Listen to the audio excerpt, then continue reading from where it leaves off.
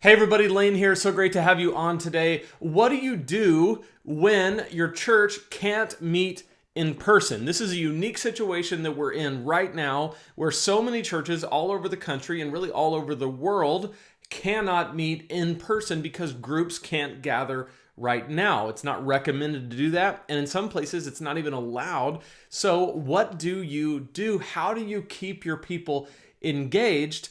Because we talked about in my last video about not canceling services, but rather taking your services online. Today, I want to go a step further and say, what do you do if, your services are online on Sunday, and that's great, but you don't want to just do that because you don't want to lose the engagement of your people through the week. This is a really interesting time where people are basically just at home in most situations, unless they're essential workers that have to go to work. Most businesses are closed, at least in my area and in most of the United States right now as I record this. And so people are just at home and they're hanging out, and it's an unbelievably good opportunity to make sure that they don't just drift away. Because what would be really sad is if they kind of got used to just not doing church life. They're not volunteering, they're not going to the church, they're not being around church people, and they just kind of watch the thing on Sunday and eventually they just drift away. You don't want that, because when all this is over and you go back to your building, and I think one of the things that's come out of this that's been really good is that we have always said as the church that the church is more than a building. The church is not a building, okay? Jesus didn't say, I will build my building and the gates of hell will not stand against my building. He didn't say that. He said, I will build my church. The church is the people. And when the people gather as the church, it's really powerful. So if we can't gather in person, we're going to gather virtually. So what I want to do in this video is I want to give you 3 specific ways that you can keep engagement with your people throughout the week and on Sunday, so that when all this is over, they are still connected to you. They haven't forgotten who you are. They're still connected to each other. Their needs have been being met, and they have been fulfilling what a church does, right? Because they are the church. You and I are the church.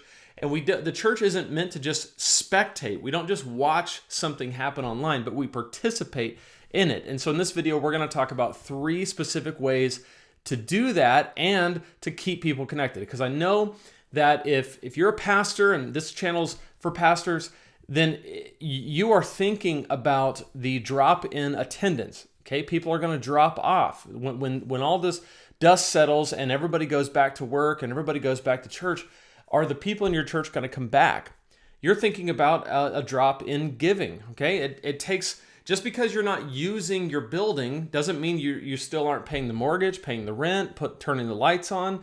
All of those things, you may not have to turn the lights on right now if you're not there, but the point is you're still paying for the building. You still have staff, okay? That people don't just want to lay off all their staff if we don't have to. So you're thinking about that, right? And people are fearful and afraid right now, and so you want to be there for them, and you also don't want to lose them as your church, because you've worked hard to build what you've built, right? Jesus has built it. Jesus builds his church, but he's used you to do it.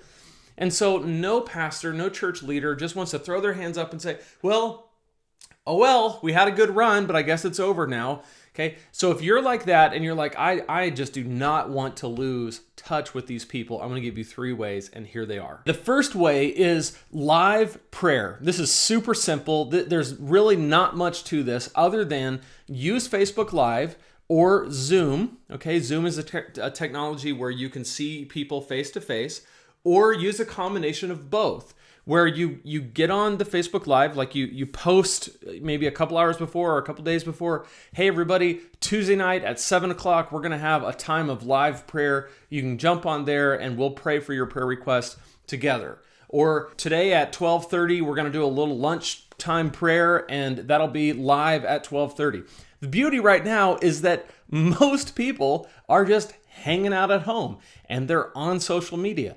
And you're not interrupting work, because most people can't leave their houses right now in this situation that we're in. So it just is a really cool time where just about any time of day or night, you can just say, hey, we're going live in an hour. Come jump on and pray. People are loving this at our church. We did this yesterday at 12:30 during lunchtime. We've done this at night a couple of times where we just jump on and say, hey, what are the prayer requests? We might share a devotional thought to kind of get things going, and then we pray. Now, if you're doing this on Facebook Live, it's kind of one way, right? They can see you and you can read the comments and you can pray for the comments. So it's two-way in the sense that they can send comments, but it's one way in the sense that you can't see them.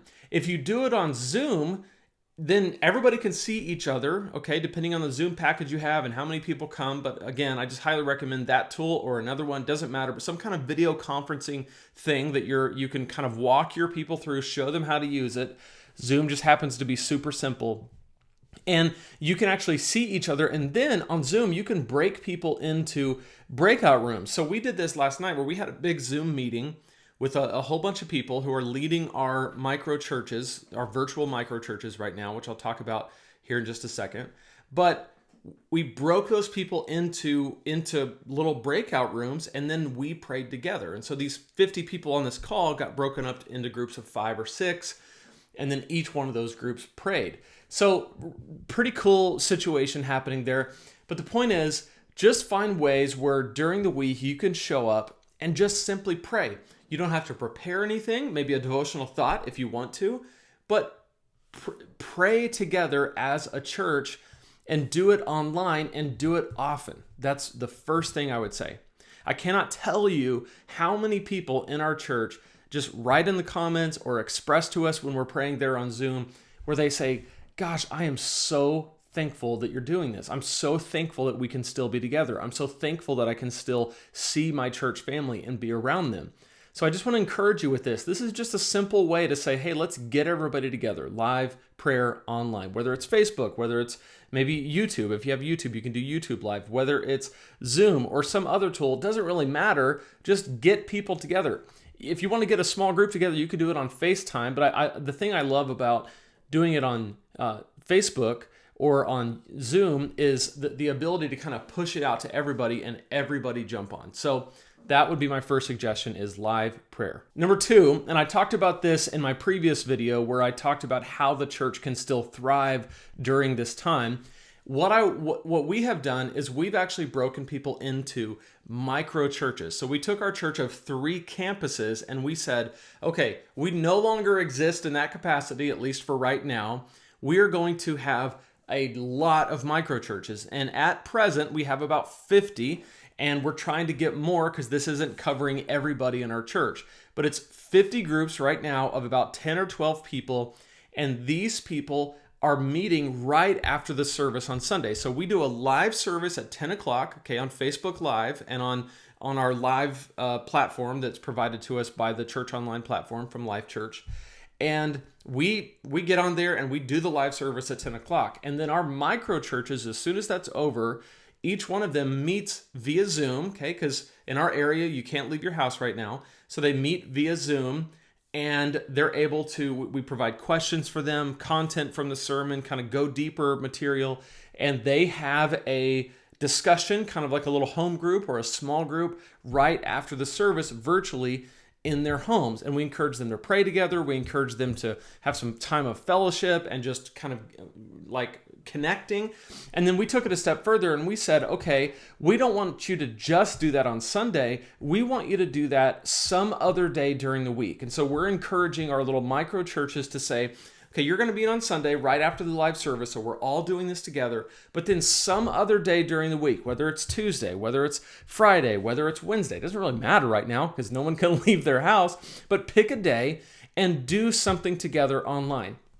Could be a Bible study. Okay, we're members of Right Now Media. It's a great resource. Could be that, where you get on and you do some kind of Bible study together. Could be a YouVersion Bible app reading plan where everybody reads it and you get on and you discuss it. Could be a lot more lighthearted. Could be a movie night where everybody jumps on and you watch a movie and then you jump on and you talk about it together. Okay, and everybody makes popcorn and you say, hey, what did you think about the movie or the TV show? Or it could be a game. You know, there's all kinds of games that you can do via Zoom and virtually where you're able to kind of scavenger hunts through your house or whatever. And again, it's all virtual. You're still at your house, but you're connecting people together. Because what we want is we want people to feel a sense of community with each other and to the church, because we don't want people to feel alone. We don't want people to do life alone. We don't want to lose momentum in our church. And so these are some of the things that we're doing. So the first thing is the live prayer. The second thing is organize people into groups, okay?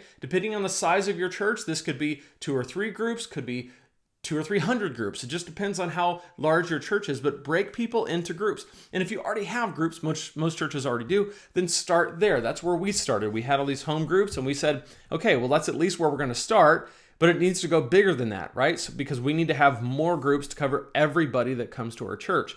And so we're going to keep growing these groups and continue to have more and more micro churches as long as we're in this situation. And what we're seeing is that we already last week in our service live, we baptized somebody in a micro church. This Sunday, we're going to baptize somebody who's going to get baptized at their house, and we're going to show that to everybody.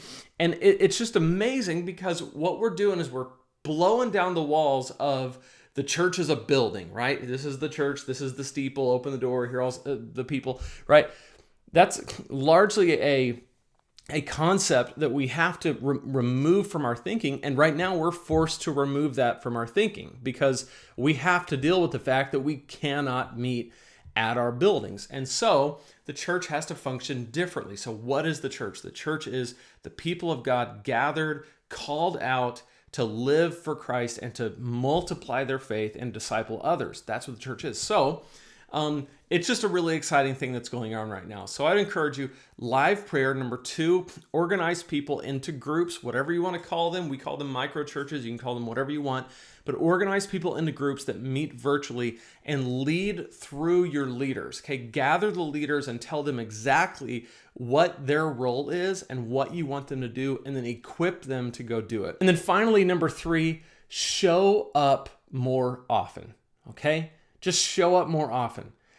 People are bored. They're on social media. They're watching TV. So post to your social media more often. Email your people more often. If you have some kind of, people have subscribed to your email list, text them more often. Reach out to people. Call them on the phone. FaceTime people in your church. Just, hey, how you doing? How you holding up? What needs do you have? Even in our situation, at least where in my county where I'm at, you can't leave your house, but you can leave your house for a lot of reasons. And one of those reasons is if you're meeting the need of someone else. If somebody has a need and you're going to take care of someone, you're going to pick up groceries for them, you're going to get pharmaceutical products for them, you're going to, you're doing something to care for another person, you can still do that. So show up, find out what those needs are, and be present virtually if that's what's allowed, or in person, 6 feet apart, all the things you're supposed to do. But show up where you can and when you can, and that will help keep your people engaged. So these are just 3 things. I know that you have ideas, and I know that you have been doing this too. So I want to hear from you, and I want everyone to hear from you in the comments. What are ways that you have done or that you've seen that work to keep people engaged during this super unique time? Okay?